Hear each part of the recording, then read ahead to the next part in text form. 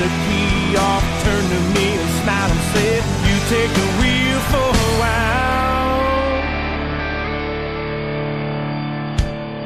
Let's get dirty, sling a little mud, 300 horses underneath my hood. Let's get dirty, I know the perfect spot, take you down the back road, show you what I've got. Let's get dirty, sling a little mud, 300 horses underneath my hood. Let's get dirty, I know the perfect spot, take you down the back road, show you what I've got. Get the motor running high.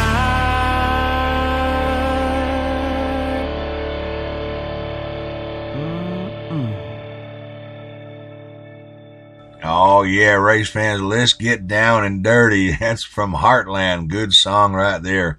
All right, race fans, it's time to kick some tires and light some fires with the weekend updates and results here from the Lancaster Super Speedway. This half of the show is brought to you from the good folks over here at the M&L Riggers. We're going to try this again here. M&L Rigging Company, folks, let me tell you, like we said before, there is no other company out there. There is nobody out there that can do the work that this company does. I'm talking M&L Riggers out of Monroe, North Carolina. Folks, there is nothing out there too big, too heavy that this company cannot handle for you. I'm talking, don't even waste your time looking through the yellow pages. Don't be flipping through the internet. Just pick up the phone and call the M&L Riggers Company out of Monroe, North Carolina. Folks, these people have been around for a lot of years. They know how to get the job done. All you got to do is pick up the phone. That's about as much work as you have to do, because M&L Riggers will handle everything for you. They'll set it up, relocate it, transport it for you, align it, assemble it, disassemble it. It doesn't matter. If you want to start a plant, if you want to open a business with heavy machinery, you don't know how to get it there, you need to transport it, you need to relocate, shut down one plant, open up another facility. M&L Riggers can do it all for you. They can disassemble, reassemble, realign, conveyor systems, injection molding equipment. It doesn't matter. Heavy industrial equipment, heavy machinery, folks, custom rigging, specializing in custom crating. Look up and down the highway. You see big trucks going up and down the road all day long. Some of it's kind of scary, the way it's rigged, the way it's tied down, the way it's strapped down. But not with M&L Riggers, because they are the best at what they do. They're the best of the best. Folks, I'm talking about safe, dependable.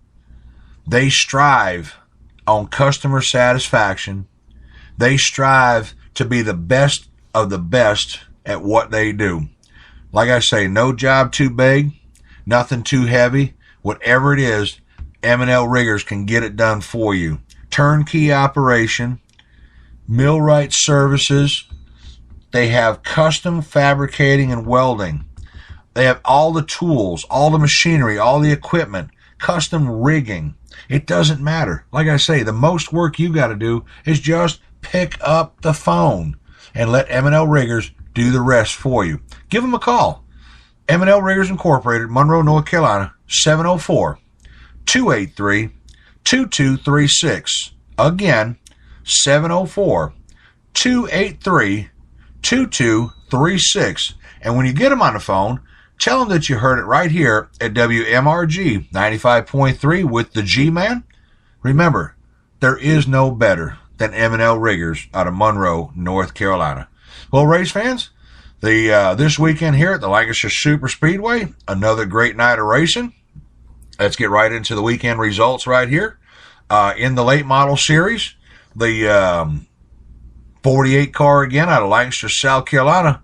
Boy, I tell you what, he was hammered down. There was no looking back. Cruise control was on. He was looking for the checkerboard, and he found it.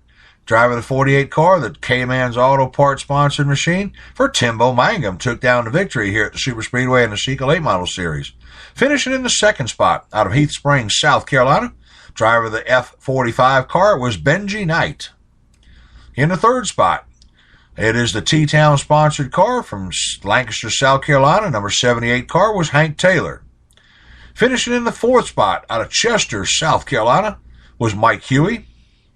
In the fifth spot, Lancaster, South Carolina. Now, Brandy had some issues. Brandy Baker finished in the fifth spot, but it was a hard fifth spot for Brandy. Mechanical issues, possibly a motor going bad. We're not really sure, but slowly he started dropping off the pace. After about 6 laps, it was a 25-lap feature. You could see him kind of having some issues. And about with 7 laps to go, Brandy dropped way back off the pace. Fierce competitor, top runner at the Super Speedway. The Soggy Bottom boys over there, nights, just a bad night, one of those nights for Brandy, but can't take it away. Still got to give him credit where credit is due. Finishing the top 5. Like I said, top 5 is just as good as a win anyplace else. Brandy Baker in the number 16. In the 7th spot, out of Waxhaw, North Carolina, the 308 car from Manley Cheney. In the 7th spot, from Monroe, North Carolina, number 98 car for Wes Helms. The driver of the 8th spot here, Troutman, North Carolina driver. Now, this gentleman sat on the pole. He smoked him down on the pole. Last time the Seagull 8 Model Series ran, this driver dominated. I'm talking, he dominated, smoked, and blistered the field. Steve Banal in the 8B car. Well, unfortunately, Steve had some mechanical issues here. Couldn't make it in, had a drop. A lot of the race fans came to see the bull, Mr. Ron Parker. During the practice session, the 8 car for Ron Parker lost a motor. Never even got through the hot lap session. Took about 1.5 to 2 laps during the hot laps and had to load it up and head back to the base because it just wasn't going to happen for Parker that night. Big disappointment for a lot of the race fans, but you know what? All in all, still good night of racing. People were not disappointed. They got to see a lot of their favorites up here. Timbo Mangum taking down the victory. Congratulations. In the Crate Sportsman, the Deal One Auto Sales Sportsman, out of Rock Hill, South Carolina, driving number 92 car for Tyler Love. In the 2nd spot from Lancaster, South Carolina, 17 car for Jacob Cato. In the 3rd spot from Heath Springs, South Carolina, the Wild Man himself, Wild Bill Knight. In the 4th spot, the number 30 car out of Lancaster, South Carolina. Had a little trouble in the very beginning of the race here. Couldn't get the car started. Had to come back into the pit area and get 2 courtesy laps here. Was able to come back out and regain the starting spot. Finished in its 4th spot. Kevin Blackwell from Lancaster, South Carolina. In the 5th spot from Lancaster, South Carolina, the 16K car for Brady Kurt. In the 6th spot from the great job to see him back here again a couple of weeks in a row, 17S car for Steve Saucier. In the 7th spot, the 00 car from Rock Hill, South Carolina, it was Jamie Thomason. And in the 8th spot, good to see this driver back. Hadn't seen him in a while run. He runs everything from go-karts to limited late model, but managed to finish in the top 10. Number 28 car from Heath Springs, it was Brandon Blackman. In the 9th spot from Lancaster, South Carolina, the 10H car for Steve Henson. And in the 10th spot, during the practice session, Timbo Mangum actually took this car out, kind of shake it down a little bit and kind of get the feel of it. And David Moats in a 91 car from Fort Mill finished in the 10th spot. Good to see that. And in the 11th spot, driver of the J5 car from Lancaster, South Carolina was James Cook. The 12th spot, the 02 car, Indian Land, South Carolina, he was a couple laps down due to some flat tires and some other issues. Mitchell Creech. In the 13th spot of Lancaster, South Carolina, this driver here, feature winner, was trying to look for a 3-shot here. Had some issues, not sure what problem was, whether it be mechanical or motor-wise, we're not really sure, but he ended up dropping out. In the 13th spot, the 29 car from Lancaster was Travis Payne. In the 14th spot, from Edgemore, South Carolina, the S22 for Shannon Adams. And in the 15th spot, never made it past the 5th lap. Ended up having some issues, had to be towed from the speedway. The 07 car from Lancaster for Jeffrey McGuirk. Disappointing night for the 29 car. the '07 car and the '02 car, top runners at the Super Speedway, but ran into some misfortune and unfortunately had to drop back. And like I say, they'll be back. These are fierce competitors. These are top 10 runners. These are top 5 runners, and these are past winners. They know how to get the job done at the Super Speedway. They'll be right back there again August the 15th. Take a little break here for a second.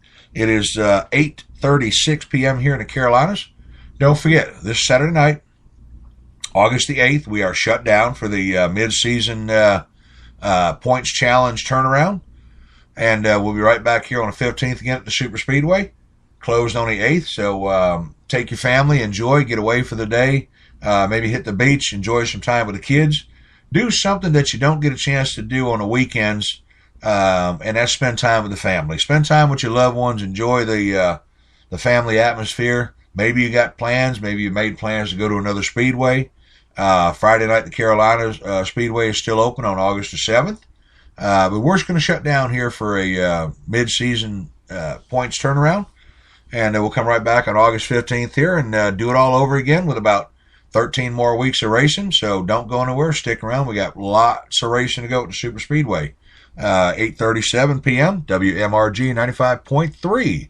Your show tonight is brought to you from the good folks at the U.S. Bonding Company out of Charlotte, North Carolina. Also the good folks at the M&L Riggers Incorporated Service from Monroe, North Carolina. Let's get back here to the race results from the weekend. In the Super Stocks, great victory. This driver, we talked to him prior to the start of the night here and had all the confidence in the car, had all the confidence in the crew, said he was looking to get back in the victory lane, and he sure did it in fine style. No getting around it.